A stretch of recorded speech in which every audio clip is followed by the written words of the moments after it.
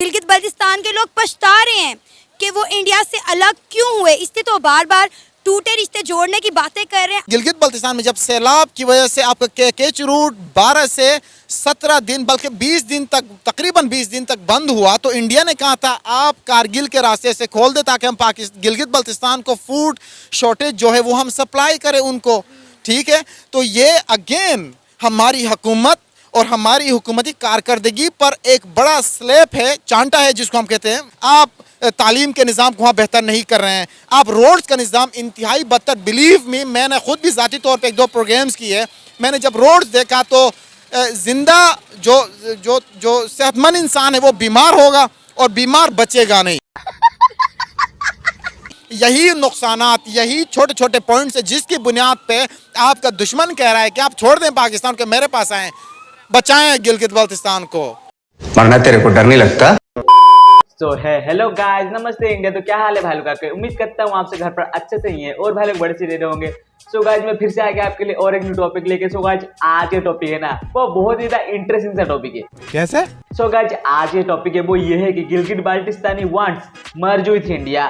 तो भाई फाइनली गिलगित बाल्टिस्तानी को पता चल गया है कि भाई पाकिस्तान उनके लिए घंटा कुछ नहीं कर सकता। बात तो सही है। अगर कोई कुछ कर सकता है तो वो इंडिया है, और वो इंडिया को छोड़ के बहुत ही बड़ी भूल कर दिए हैं। चलो भाई, देरी से उन्हें तकरीबन पता तो चला कि भाई कौन उनके लिए गलत है और कौन उनके लिए सही। सही बात है। तो भाई चलिए देखते हैं कि भाई इस सवाल से पाकिस्तान की जो अनपढ़ आवाम है वो इस पर क्या रिएक्शन देती है, और भाई उसके बाद हम अपने रिव्यू देंगे और भाई इनकी जाहिलियत का अच्छे से समाधान भी करेंगे। ओके, तो भाई चलिए बिना देरी के वीडियो को भी स्टार्ट करते हैं। लेकिन मैं उससे पहले, अगर भाई आप मेरे चैनल पे नए हैं ना तो प्लीज मेरे चैनल को जल्दी सब्सक्राइब कर दीजिए, लाइक कर दीजिए और भाई कमेंट कर दीजिए। इससे मुझे बहुत ज्यादा मोटिवेशन मिलता है आगे आपके लिए न्यू वीडियो लाने के लिए और भाई लोग आपको एंटरटेनमेंट करने के लिए। तो प्लीज यार गाइस जल्दी से मेरे चैनल को सब्सक्राइब कर देना। तो चलिए बिना देर के वीडियो को स्टार्ट करते हैं।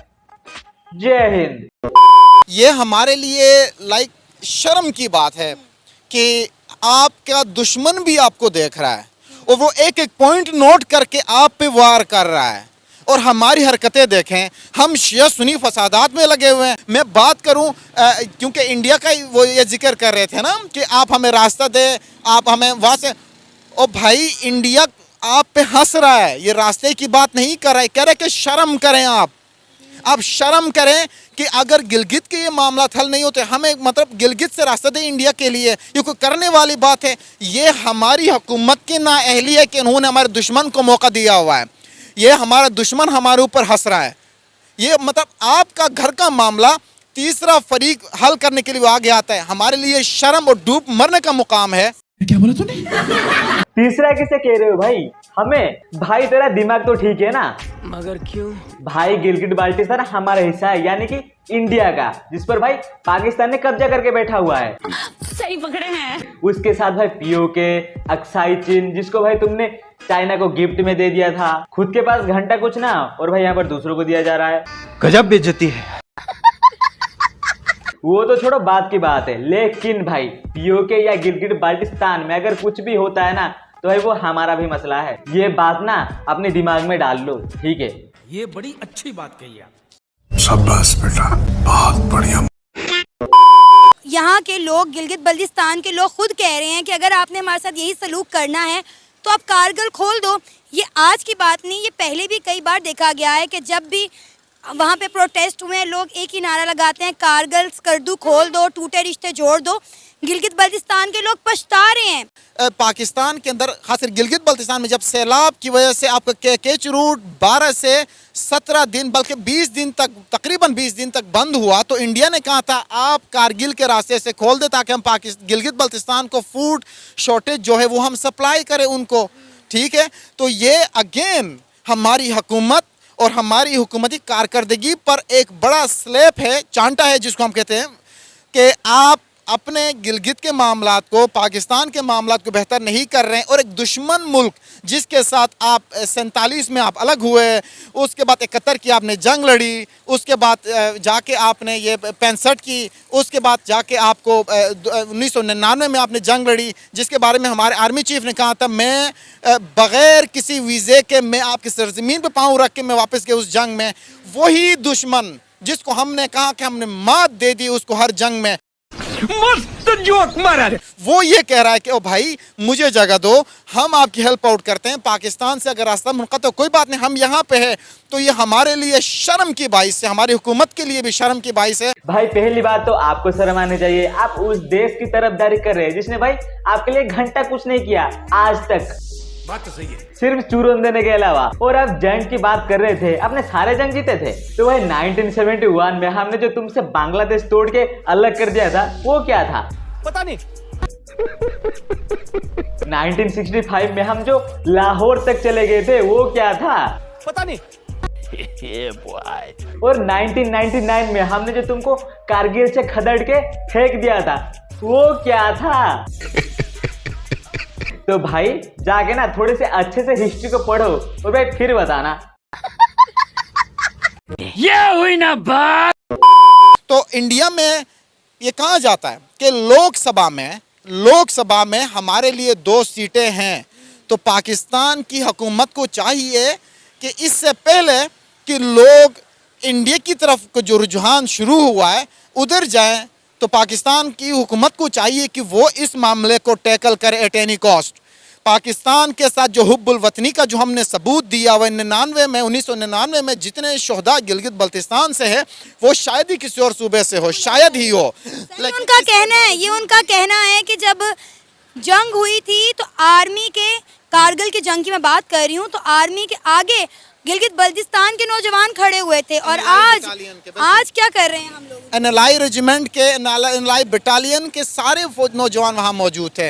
लेकिन इन सारी कुर्बानियों के बावजूद भी अगर आप उनको रिप्रेजेंटेशन नहीं देते और दुश्मन, जो मैंने कहा कि आज जिसको आप अजली दुश्मन कहते हैं, दुश्मन ये कहे कि आप मेरे पास आ जाएं, आप हमारे पास आ जाएं, हम आपको खाना दे दें, हम आपको कपड़ा दे दें, हम आपको मकान दे दें, जो यहाँ का हमारा पीपल्स पार्टी का एक नारा था। तो अगर दुश्मन ये ऑफर कर रहा है तो जाहिर बात है जिससे फायदा होगा हम सब उसी की तरफ जाएंगे। तो इसी तरह ऐसा तो नहीं होता ना भाई। एक तरफ आप पाकिस्तान के साथ मिलकर ये बोल रहे हैं कि भाई इसको किसी तरह टैकल करो, और भाई दूसरी तरफ आप ये कह रहे हैं कि भाई जहाँ पर अच्छी सहूलियत मिलेगी वहां पर चले जाओगे। भाई ऐसी दोगले बात तो मत किया करो यार, बुरा लगता है भाई, आप लोग भी जानते हो। 1947 के अंदर जब हम आज़ाद हुए तो तब हमने बाई चॉइस गिलगित बल्तिस्तान ने, गिलगित नाम था तब, गिलगित बल्तिस्तान बाद में ऑफिशियली नाम हुआ है। तो आज़ाद हुआ तो गिलगित ने 16 दिनों तक बग़ैर किसी कॉन्स्टिट्यूशन के, बग़ैर किसी लीडर के, बग़ैर किसी और हथियार औजार प्रोटेक्शन के उन्होंने अपनी ज़िंदगी खुद वहाँ पे गुजारी। लेकिन जब हमने पाकिस्तान के इल्हाक़ किया तो 16 दिनों के बाद एक थानेदार वहाँ पे आया, उन्होंने कहा कि आप पाकिस्तान कैसे, मुबारक हो, हमने पाकिस्तान का झंडा वहाँ पे गाड़ दिया। आज दुश्मन कह रहे कि छोड़ दो इस झंडे को, छोड़ दो इस एरिया को, आप हमारे पास आए। भाई क्यों ये हालात क्यों पैदा हुए? आप एज एन हुकूमत आप रिस्पॉन्सिबल है, आपने बताना है कि लोगों का रुझान क्यों बढ़ता जा रहा है। आप तालीम के निज़ाम को वहाँ बेहतर नहीं कर रहे हैं, आप रोड्स का निज़ाम इंतहाई बदतर। बिलीव मी, मैंने खुद भी ज़ाती तौर पे 1-2 प्रोग्राम्स किए, मैंने जब रोड्स देखा तो जिंदा जो जो जो सेहतमंद इंसान है वो बीमार होगा और बीमार बचेगा नहीं।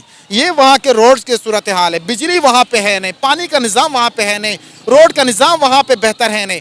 तो इस पूरी सूरत हाल में देखा जाए तो टोटली निगलेक्टेड एरिया, यही नुकसानात, यही छोटे छोटे पॉइंट्स है जिसकी बुनियाद पे आपका दुश्मन कह रहा है कि आप छोड़ दें पाकिस्तान को, मेरे पास आएँ, बचाएं गिलगित बल्तिस्तान को। दुश्मन तो आप हैं गिलगित बाल्टिस्तान के। कैसे? शर्म तो आपको आनी चाहिए।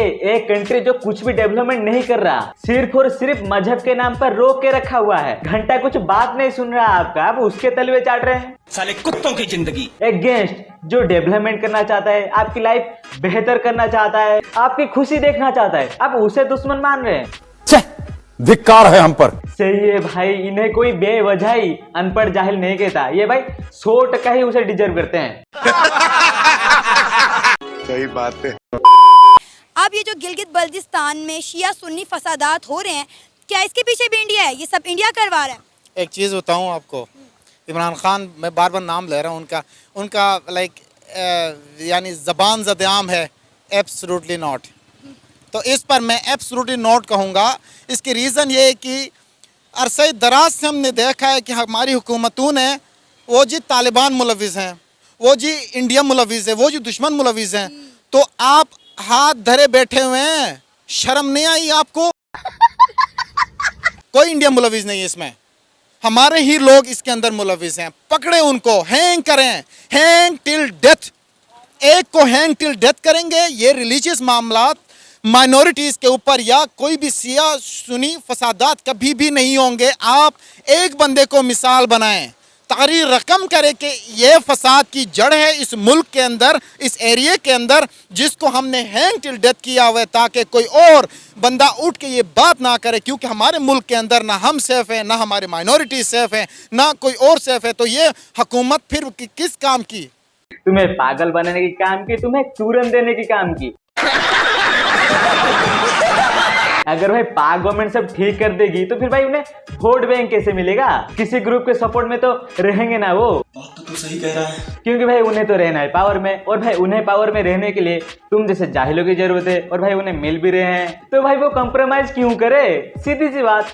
सही बात है। जब तक आवाम ही सही नहीं होगा ना भाई, तब तक घंटा ही कुछ नहीं हो पाएगा। तुम ऐसे ही चिल्लाते रहोगे, कोई घंटा कुछ नहीं सुनेगा। ये बड़ी अच्छी बात कही आप।